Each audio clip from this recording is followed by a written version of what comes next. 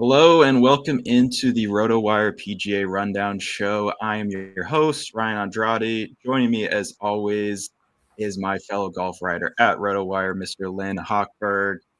We will be previewing all things fantasy golf for this week's Genesis Invitational at Riviera. We'll talk some DFS, we'll talk some best bets, we'll talk some one and done. But first, Len, I think we should start at the AT&T Pebble Beach Pro-Am, which is what we saw last week. We saw Collin Morikawa get back in the win column. It's been a long road back for him. He hadn't won since 2023. I've really struggled over much of the last year. I only had one top 10 since the Players last year coming into the week. Definitely wasn't really expected. I don't think we really ever talked about him. But how impressed were you with his performance over the weekend? And, is this a sign that, we got to start considering Collin Morikawa as being another regular contender at these big events? Yeah, Ryan, it took him 28 months and then another 20 minutes or so, thanks to Jacob Bridgman. And it was very impressive. I mean, even just that. I mean, of course, he played well all week. He shot 62 on Saturday. Apparently he has a new putter. We've seen that before where guys get new putters and it feels like they've changed their orbit, their world, and it works for a while. So, but he threw it all. He's been a great approach player that has never wavered. So I think he's still, and he never fell out of the top 20. It's not like he fell down to 70th or something like that. So he's always been somewhere in the conversation. So it was a very impressive performance. And in all seriousness, waiting that extra 20 minutes to hit that shot of 4-iron from 235 in the wind, when you just saw somebody go onto the beach, that was very, very impressive. Yeah, I mean, Jacob Bridgman, he might still be playing that 18th for all we know. I mean, that was pretty insane. We saw a lot of crazy things on 18, I feel like, this week. But yeah, no, definitely good to see Collin get back in the win column. What's crazy is that, I mentioned he won the Zozo back in 2023, but the last time he won in the regular season was the 2021 Open Championship, right, which just kind of boggles my mind a little bit. I mean, at that point, he was 24 years old. He was kind of on top of the world. That was his second major. I think if we go back then and, we ask ourselves five years from then, if only 2 more PGA Tour wins, probably would have expected him maybe to get another major. Just kind of wild the fact that it had been really that long for him. So, obviously still young, still got a lot of great golf ahead of him, but I think definitely good for the confidence to get this win. Another guy that made a big charge on Sunday was Scottie Scheffler. Very, very similar performance as what we saw at Phoenix from him. Started slow, another poor opening round, and then nearly came all the way back with the, heroic 63 in the final round, 3 eagles. But, Len, is there any sort of reason for concern with some of these slow starts we've seen thus far from Scottie the last couple of weeks? I think he's done. He's done. Obviously, yeah. I mean, how far back can he fall before he can't win? I mean, maybe he was 8 shots back going into the final round, and he was right there on Sunday. I don't think there's any concern. I mean, over the past 2 years, not including 2026, but in 2024 and 2025, when he won 14 times. He still only won 1 out of every 3. I mean, 14, he had 42 starts. So he won a ton more than anybody else. I mean, historically great numbers, but still only 1 out of 3. He's just not going to win every week. And these other guys are trying too. But as we know, he doesn't finish out of the top 8. So I have no concern, although he's never won at Riviera either. So we'll see. Yeah.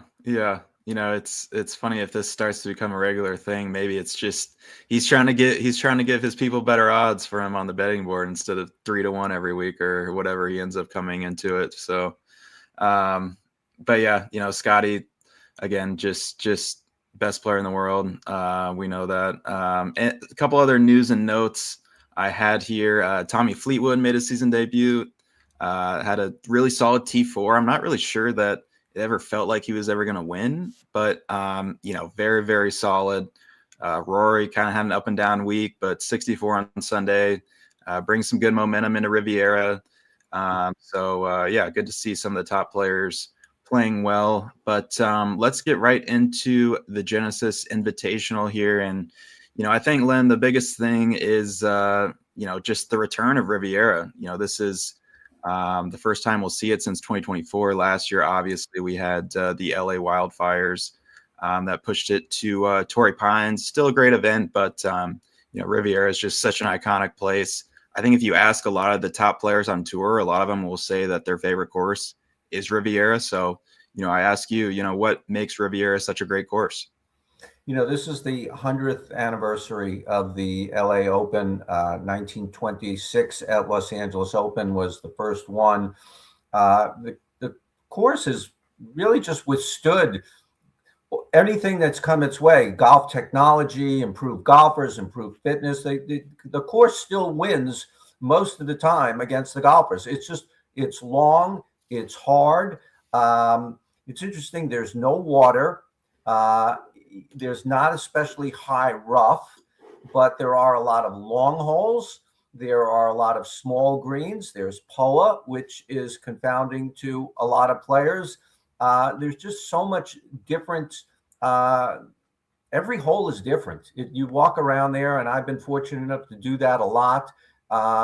It's just a very unique golf course, and the proverbial every club in the bag is needed. I think ultimately, it hasn't had a major in a while, but it is a major championship caliber golf course where you do need to have every part of your game working to win. And I'm looking forward to seeing what happens this week. And now we have the component of some dicey weather this week as well.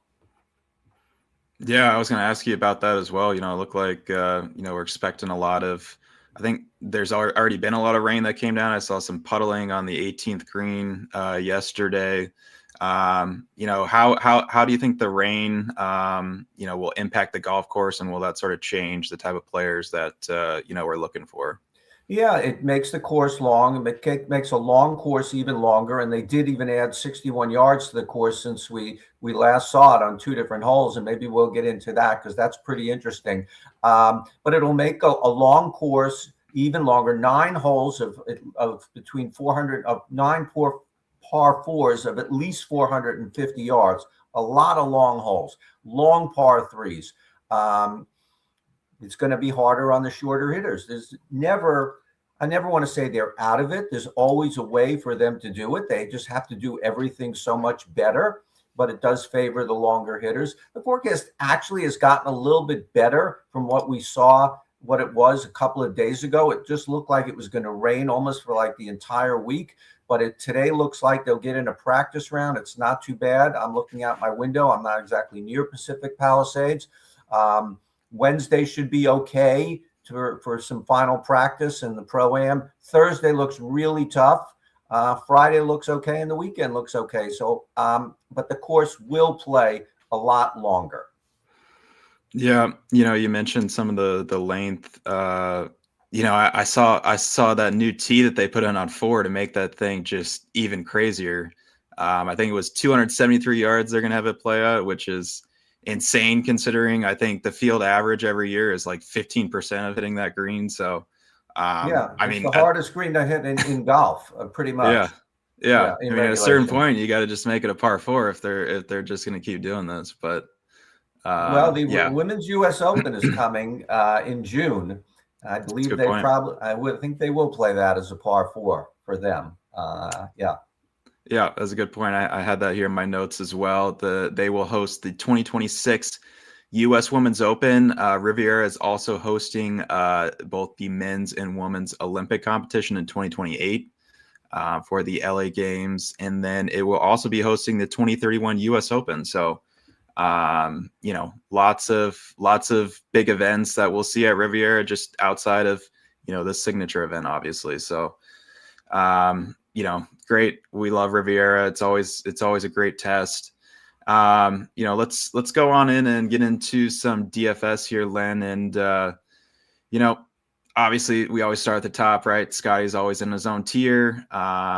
You got two other players that are over 10,000 in Rory and Fleetwood. Scheffler, as you mentioned, he's never won here. He's got a pretty solid record here, but his best finish is a T7, which, for Scotty standards is just kind of meh. Yeah. So are you thinking about playing him or passing him? And if it's not Scheffler, then who is it towards the top there? Well, he's all the way down to 14.3. I don't even know if that's down. I'm sort of making a joke there, but he is plus 320, and which is, the odds start with a 3, which you're getting a little bit more bang for your buck this week if you do play Scotty Scheffler as opposed to the plus 220 or plus 225. So I like him. I mean, just for the last 2 weeks, even when it looks like it's not his week, it's still almost his week. And, and I didn't do the calculations, but I'm going to guess his DraftKings score was pretty darn good, even though he finished 4th. When you get 3 eagles in the last round, I think he won some games for a lot of people, even if he didn't get the bonus for winning the tournament. That, he will do it in spectacular fashion. So I do like him. Riviera takes experience. We really never see, I don't know, the last time we saw a first timer win. It's been decades since someone who's never played the course has won the tournament. It really needs a lot of experience to just figure out all the nooks and crannies, the nuances, and everything that's going on there. He now has that. And it doesn't mean he will win this week, but of course it wouldn't surprise anyone if he did. And he is in my DraftKings article as a pick. Yep, for sure. I think, I mean, Scotty, that's kind of always the question. It seems like, are you going to put Scotty in your lineup? Or are you not? If you put him in there, obviously, you're going to kind of have to change the way you draft everybody else. But, sometimes he's just too good to pass up. You mentioned, I think he had 4 total eagles for the week last week. And, those are obviously huge in the DFS world. If we go down a little bit further, a couple guys that just stood out to me immediately. Jake Knapp, 8,600. I mean, the guy is just proving that the course doesn't really matter. He's just that hot right now. He's gone T11, T5, 8th, T8th so far to begin the season. 3rd in strokes gained total, 2nd in adjusted scoring average. The fact that he's still down here in the middle of the 8K range is kind of interesting, but probably just because it's going to be his first try at Riviera. But I think, considering how hot the putter has been, we obviously know how far he can hit it, especially if it's going to play a little wet this week. Might just, fit into his wheelhouse a little bit more. I think if you want to go a little bit further down than that, Sepp Straka was at 7,800 this week. I actually expect him to be closer to the 8K range for sure. But I think last week he had a really good tournament. Great finish, eagled the last hole to finish T2. He's been one of the best iron players on tour since the start of last season. So, I think this is a course where iron play is king. And I've also liked the improvements that we've seen with his short game. I think, that's been a nice touch for him as well. Doesn't really have the greatest record at Riviera, but I'm hoping maybe that keeps his ownership down a little bit. So, anybody that you like in the middle range or low 7K range, Lynn? I do. I like Knapp too, and you'd mentioned that he's never played Riviera, but he has. He hasn't played this tournament, but he went to UCLA. He's a local guy, Southern California guy. I'm sure he's very familiar with the course, or it's not like he's walking onto it for the first time. So, some of these guys, Patrick Cantlay, a little bit higher, we slipped past the 9s, and he's a UCLA guy. And, I think those things matter. That I think it's going to be hard to win for Jake Knapp playing the tournament for the first time. But the fact that he's familiar with the course will be an advantage. Into the 7,000s, 2 guys I like. Harris English at 7,900. Harris English doesn't do anything really, really exceptionally well, but he doesn't do anything really, really badly either, which is the type of guy I like on a course like this, where you need to have every, thing working. And, even though, again, it hasn't had a major in a while, I think it will, though, in 2031. They're getting a U.S. Open at Riviera. But it is a major caliber track where you really need to have everything in your game going. And he has that, and he's had some success here. Adam Scott at 7,900, still hitting the ball very, very far at 45 years old. He's a two-time winner here, once not too long ago, 2020. Those are my two favorite plays in the 7,000s. Yeah, it looks like we had a question come in here about, Ludwig Oberg, different course. Obviously, he won it at Torrey Pines last year, but had a bad start at Pebble Beach, and had a good weekend to come back a little bit. Do you have any sort of thoughts on Ludwig? And obviously hasn't really been the greatest start to the year for him, but theoretically this should be a really good course fit, I would think. It should. But I did look at him. I mean, in a field of 72, one of the advantages, I could look at almost every guy in doing my prep work, and certainly all the guys toward the top 20 or so guys. I like to at least look at them and see their record here and what they've been done lately. And you're right, he should play well here, but he has not. Does that mean he won't? No, we saw Colin Morikawa come out of kind of nowhere and win last week. So I'm not going to say he can't win, but he's not in my picks, and I don't expect him to have a good week. He just has not been good. He wasn't really good last year. He did win at Torrey, the Genesis, a year ago. He's done very little since then. Yeah, after that win last year in the Genesis, it kind of felt like he was just going to take off. I think he had another very good showing at the Masters, and then not really much in contention after that. I think he racked up a handful of top 25s, but not really what we expect from a player of his talent. But I definitely hope that he gets it going soon. Len, I wanted to quickly, before we move on from the DFS here, two guys, like when I'm looking at guys that are in the 6K range here, two that stand out immediately were Jacob Bridgman and Ryo Hisatsune at 6,800. These are guys that we've seen the last several weeks play really, really good. Do you expect them to be popular? And do you think their luck runs out this week, or can they just keep it rolling? Yeah, I do expect them to be popular, and they have been playing great golf. Boy, Bridgman, he cost himself a lot of money and a lot of and cost his supporters a lot with that 18th hole.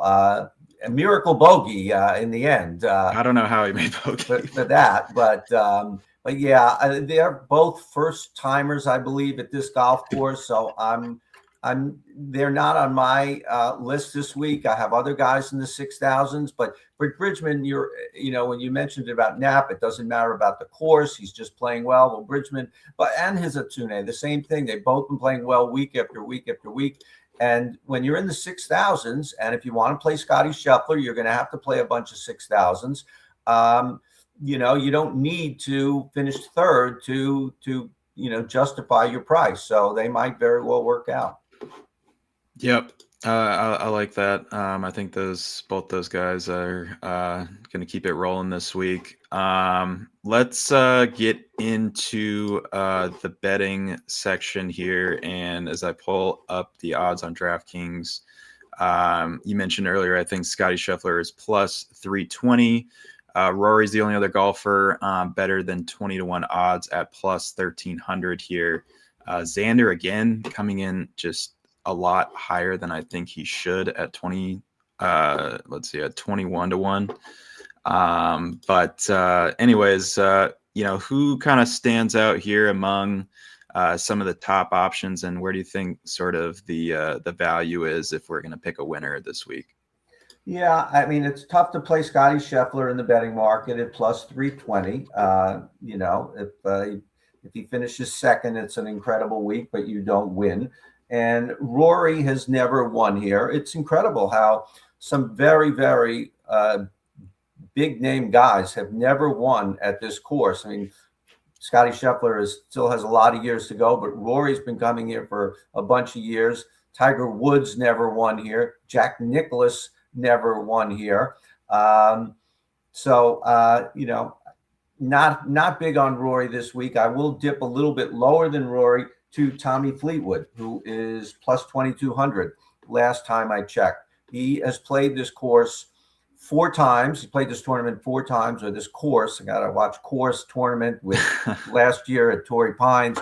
But he's played it 4 times. It's been spread out over a number of years, but he's gotten better every year, including a tie for 10th in 2024, 2 years ago.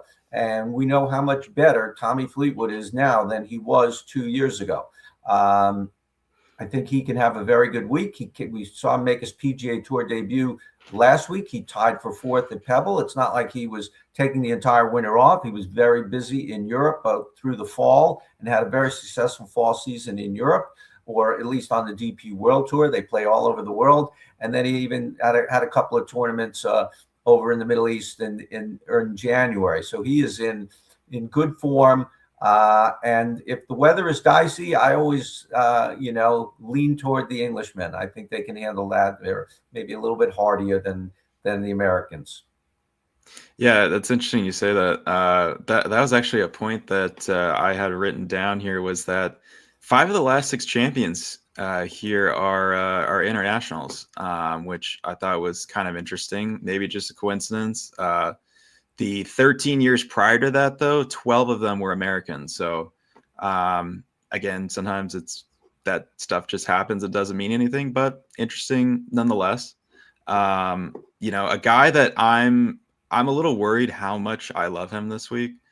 Viktor Hovland, he is sitting there at 42-1. This is a guy that, other than Scotty Scheffler, he is the best iron player in the world.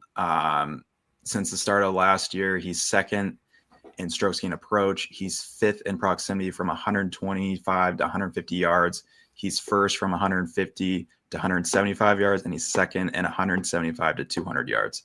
All 3 of those are going to be huge proximity buckets this week. A ton of the approach shots will come in those ranges. So I'm really, really excited about Hovland. He's got a pretty good record at Riviera as well. He's got a T5, T4, T20, T19 in 4 career starts. So, I think he didn't have a great week last week, but I think he can do kind of the same thing that we saw from Morikawa. I mean, he had a similar type of win last year at the Valspar, coming off 3 missed cuts, and goes out and wins. I think that's just kind of how Viktor Hovland rolls. I could see him just going in there and cleaning up shop.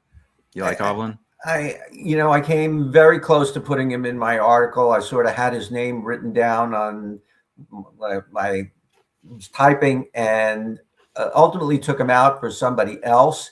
So I do like him. He's also, the key with him, we all know that his ball striking and iron play is going to be there 99% of the time. It really boils down to his wedge play and his putter. And they haven't been bad so far this year. He just checked before coming on. He's 67th in strokes gained putting, where if you have everything else going, that could be good enough to get the job done. But even more importantly, what we see year after year after year at Riviera, how putting inside of 10 feet is really, really matters. It's one of the key stats that I use in determining my picks.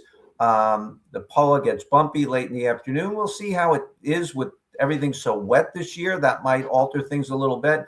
But even though Viktor Hovland is 67th in strokes gained putting, he is 30th in putting from inside of 10 feet. So that was a nice thing to see. So would not surprise me at all if he had a very good week.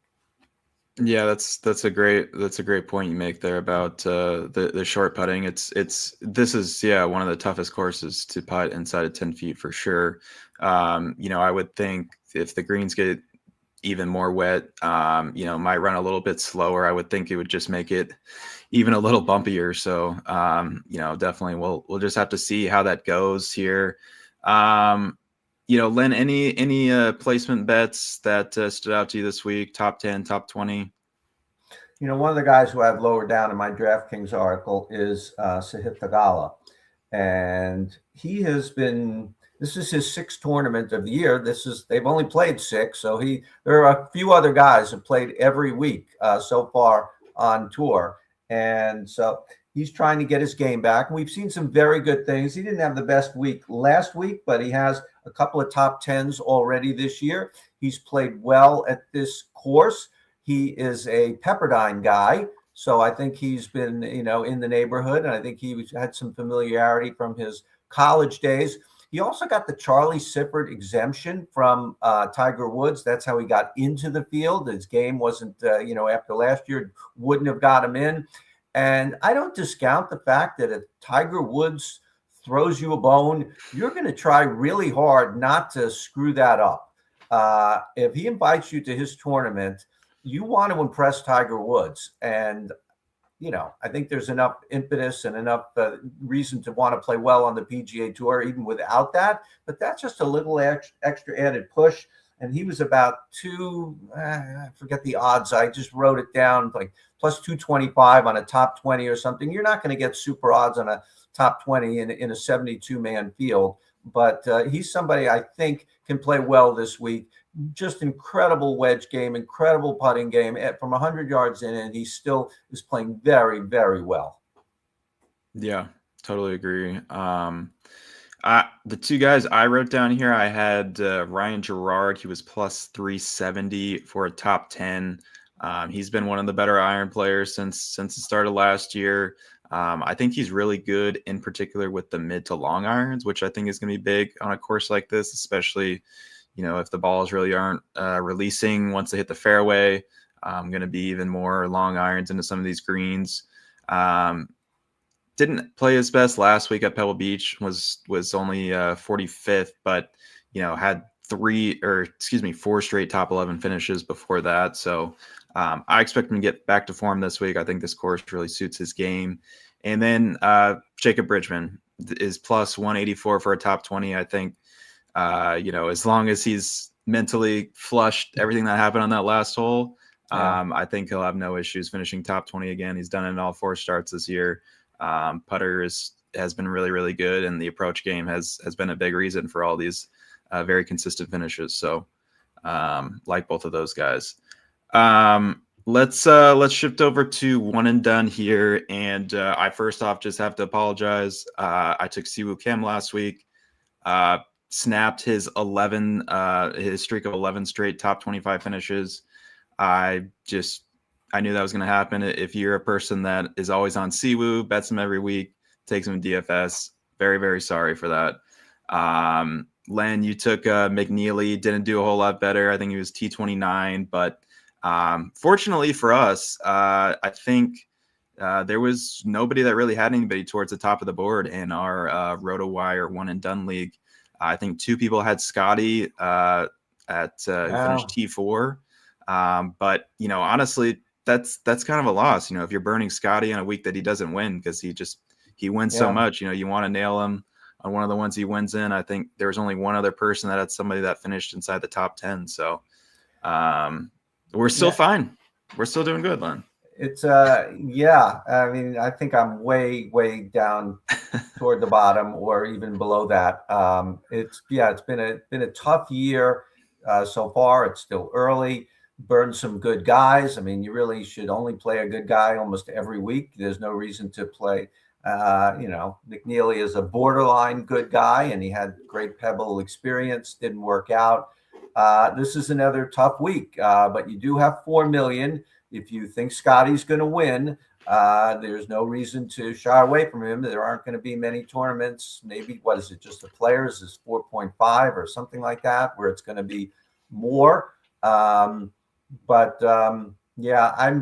debating where to go. I haven't sent in my pick yet. I'm probably going to lock in on Tommy Fleetwood. Tommy Fleetwood could win a major. If I think a guy can win a major, only 4, I might want to wait on him. But Fleetwood, I think, has a lot of things going for him this week. And we know we're going to pick Tommy Fleetwood at some point this year. For sure. I think something we haven't mentioned quite yet is the fact that there is a 36 hole cut this week. Yeah. It's only the player hosted signature events that have the 36 hole cut, which would be this week, the Arnold Palmer Invitational, and then the Memorial Tournament. The other 5, I believe, do not have a cut, just like last week at Pebble Beach. So, I mean, just another wrench you kind of got to think about. It's going to be the top 50 in ties from the event or anybody within 10 shots of the lead. So theoretically, all 72 players in the field could make the cut. It's not going to happen, but definitely possible.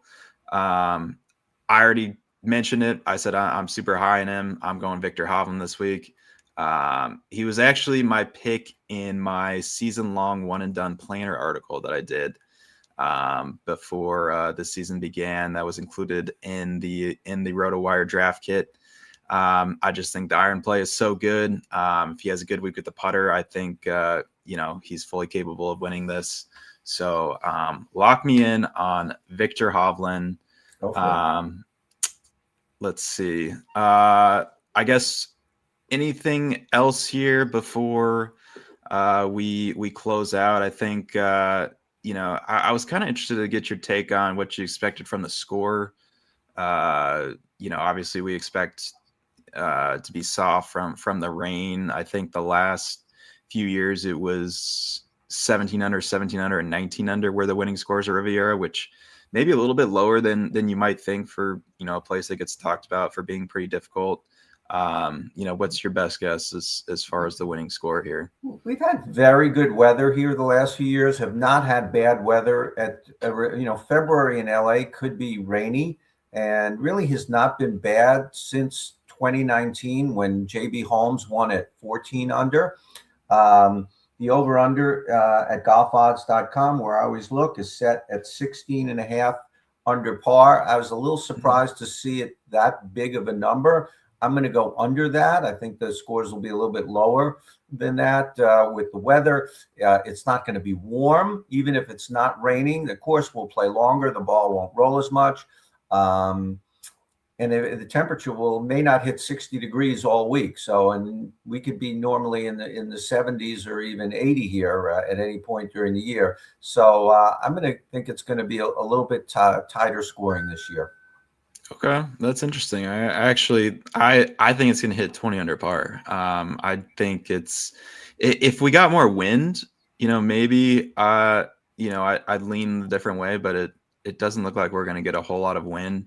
I think the course will play long for sure, but I think the long guys will just be able to still be able to attack flags, and I guess that's the thing, is you'll be able to stop maybe some of the long irons a little bit quicker than you might have normally. So we'll see. I think it should be a great test here. I think obviously we're not going to see Tiger this week, but we might see him in the booth at some point with Jim Nantz. I would have to believe. Still seems like he's a ways away from playing again on the PGA Tour. Let alone even TGL. If it's still that bad, I am kind of shocked that he hasn't tried to just give it a go on a simulator where you don't really even have to walk much of it all. But I guess that's just where we are with Tiger at this point. It's unfortunate. He played here 2 years ago, one round. He got sick, right? He played the first round and shot a 72, 1 over 72, not bad, and then withdrew, and that was that. And it's I don't know. I guess he'll play this tournament again, but if he didn't, it wouldn't be the biggest surprise to me either. So but he'll have his news conference today. Tuesday. Okay. He'll be speaking to everybody. I'm sure he'll update on his playing return. Yep. Obviously, just such a shame that we don't even get to see him very much anymore. It really doesn't even matter where he's finishing if Tiger's on the course. It just brings a different level of juice to the tournament. But we'll have to wait. It doesn't I don't think he's going to play at all this year. Maybe he's ready in time for the Hero at the end of the year in December, but I guess we'll have to see. I think that is about it. We will be back next Tuesday at noon Eastern, as we always are. We will recap everything that happened this week at Riviera. And we will look ahead to the Cognizant Classic. We're done. We'll be done with the West Coast after this, and we will be on to the Florida Swing to really get us off and going towards the Masters, Len. It's really not that much longer until we get there. Yeah, Brooks Koepka back next week. Maybe Justin Thomas next week. Said he wants to return during the Florida Swing, so that would give the Cognizant a little bit of juice, which it always needs following 2 signature events. Yep, for sure. All right, well, that's going to do it for us. If you want to follow us on X, you can follow me at Roto_Ryan and then at Len Hochberg. We will see you next week.